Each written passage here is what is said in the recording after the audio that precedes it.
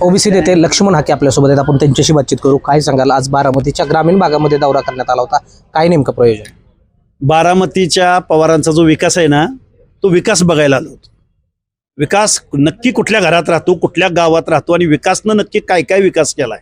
विकास इकडे उभा आहे, विकासनं काय काय विकास केलाय हे आम्ही बघायला आलो होतो. ग्रामीण भागात फिरताय, काय परिस्थिती नेमकी जाणवली, काय मुद्दे जाणवले, काय प्रश्न जाणवले? पिण्याचा पाण्याचा प्रश्न सुद्धा या पवारांनी बारामती विधानसभेचा, बारामती तालुक्याचा सोडवला नाही. हा पवारांचा विकास मला महाराष्ट्राला सांगायला आवडेल. खरं तर दोन्ही राष्ट्रवादी आता एकत्र येऊ पाहत आहेत. महानगरपालिकेमध्ये एकत्र आल्या, पण सपशेल त्यांना अपयश मिळालं. आता या निवडणुकीमध्ये ते एकत्र येत आहेत, काय वाटतं तुम्हाला? हे बघा, पवार फॅमिली कधीही वेगळी वेगळी नव्हती. पवार फॅमिली एकत्रच आहे. आम्ही गेल्या 2 वर्षापासून सांगतोय की हे एकच आहेत. पहाटेचा शपथविधी घ्यायला सुद्धा पाठवलं होतं अजितदादांना ते पवार साहेबांनीच. त्यामुळं हे जनतेला गुल्लू बनवण्याचा हा प्रोग्राम आहे. बारामतीत आता पवारांची तिसरी पिढी राजकारणात येऊ पाहते. एकीकडे योगेंद्र पवारांचं नाव चर्चेत आहे, तर दुसरीकडे अजित पवारांच्या एका मुलाचं नाव चर्चेत आहे. हे बघा, अजित पवारांचा पण मुलाला त्यांनी बोलवावं.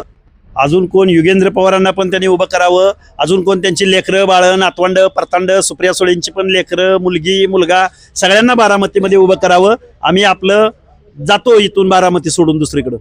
खरं तर तुम्ही ओबीसीची भूमिका मांडताय. गेल्या अनेक वर्षांपासून जो धनगर आरक्षणाचा प्रश्न आहे तो प्रलंबित आहे. बीडमधून जवळपास 2 लाख घोडे आणि मेंढरं घेऊन काही धनगर बांधव मुंबईकडे कूच करणार आहेत. पोलिसांनी दीपक बोर्डेंना नजरकैदेत ठेवले. कसं बघताय सगळ्या गोष्टी? नाही, ह्या बघा, आंदोलन केलं पाहिजे, मागणी मांडली पाहिजे, लोकशाही आहे, यामध्ये दुमत असण्याचं कारण नाही. पण आता निवडणूक आहेत. आत्ताच्या आठवड्यापुरतं महिन्यापुरता विचार करायचा झाला तर 5 तारखेला निवडणूक आहे. आणि निवडणुकीमध्ये आपला रोष बॅलेटमध्ये दाखवायला मी त्यांना आव्हान करेन. बॅलेटमध्ये दाखवा, यांना घरचा रस्ता दाखवा, कसं तुम्हाला अडवते आणि कसं तुमच्या मागण्यांकडे दुर्लक्ष करतात ते बघू. अरे एवढं मोठं हत्यार दिलंय बाबासाहेबांनी तुम्हाला, भेट काय मागताय?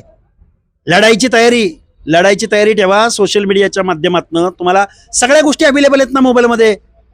काय चाललंय राज्यात? तुम्ही ओबीसीच्या आरक्षणासाठी, ते आरक्षण वाचवण्यासाठी प्रयत्न करताय. मग असं असताना धनगर समाजाला एसटी मधून आरक्षण मिळवण्यासाठी कुठेतरी तुमची भूमिका काय असणार आहे, किंवा कुठेतरी धनगर समाज कमी पडतोय असं वाटतंय? नाही बघा, मग कमी पडतोय वगैरे असं काय नाही. इथल्या लोकांना कधी काय करावं, राजकारणाच्या वेळी राजकारण करावं आणि समाजकारण करायचं असतं त्यावेळी समाजकारण करावं, हा संदेश मी त्यांना देईन.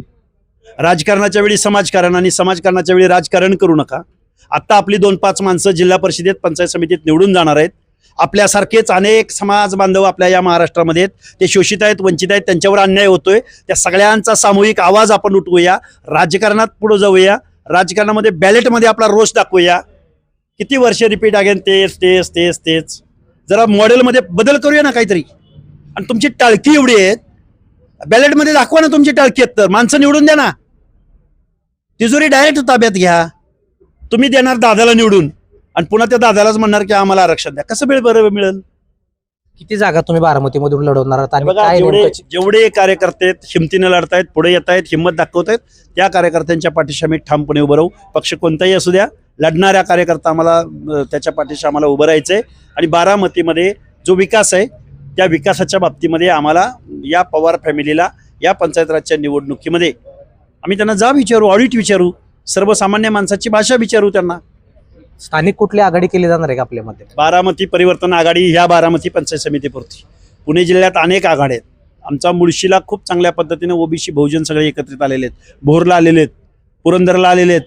जिथं जिथं कार्यकर्ता स्वतःच्या बळावरती लढतोय त्या कार्यकर्त्याच्या पाठीशी ठामपणे उभे राहण्याची भूमिका आम्ही घेऊ. बारामती पवारांचा बालेकिल्ला म्हणून ओळखला जातो. आता या बालेकिल्ल्यामध्ये तुम्ही स्थानिक आघाडी घेऊन लढताय, काय वाटतं, यश मिळेल?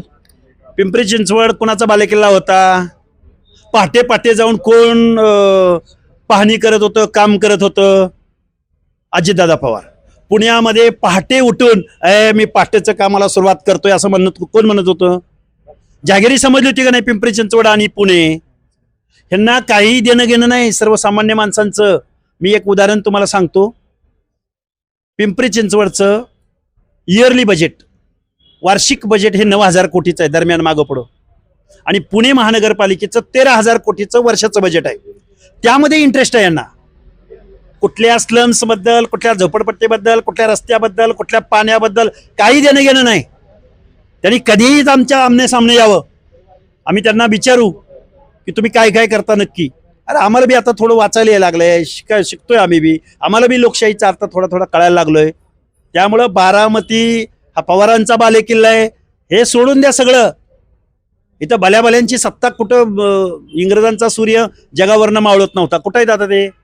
त्यामुळं पवार फॅमिली फक्त संघर्ष करणाऱ्या कार्यकर्त्यांनी पुढे येण्याची आवश्यकता आहे, वास्तव आणि परखड भूमिका घेण्याची आवश्यकता आहे. किती विश्वास वाटतो पवारांच्या विरोधात निवडणूक लढवून जिंकण्यासाठी? पिंपरी चिंचवड पुण्यामध्ये लढलेच ना आणि जिंकलेच ना, बारामतीमध्ये पण जिंकलेत ना. त्यामुळं जो जीवाच्या आकांतानं लढतो त्याच्या मागं सर्वसामान्य जनता उभी राहती. हा आत्मविश्वास इथं स्वतःला पुढारी समजणाऱ्या, दुसऱ्या फळीमध्ये काम करणाऱ्या, पंचायत राजची निवडणूक कार्यकर्त्याची निवडणूक आहे, एवढा तरी अर्थ समजून घ्या, समोर या आणि संघर्षाला समोर जाऊया, एवढंच माझं त्यांना आव्हान असेल. शेवटचा प्रश्न आहे, राज्यात भाजपला बहुमत अनेक महानगरपालिकांमध्ये बहुमत मिळालं, मात्र आता निवडणूक झाल्यानंतर मुंबईमध्ये बिहारचं जे काय भवन आहे ते बांधण्यासाठी 314 कोटी नितीश कुमार सरकारकडून मंजूर करण्यात आले. हे बघा, कुणी कुठला धोरणात्मक निर्णय घ्यावा, कारण मी राष्ट्र प्रथम मानणारा कार्यकर्ता आहे, देश प्रथम मानणारा कार्यकर्ता आहे. मग आता महाराष्ट्र भवन दिल्लीत आहे, महाराष्ट्र भवन उत्तर प्रदेशमध्ये आहे, लखनौमध्ये आहे की नाही. आपण तिथं काशीला वगैरे जातो, 500 वर्षापासून जातो. त्या वाराणसीमध्ये भली मोठी लोकसंख्या आहे मराठी माणसांची. आता काय करायचं त्याचं? असं विरोधाला विरोध म्हणून नाही, पण माझं एक म्हणणं आहे, देश प्रथम मानून आपण या गोष्टीकडे सकारात्मक दृष्टिकोनातून पाहिलं पाहिजे.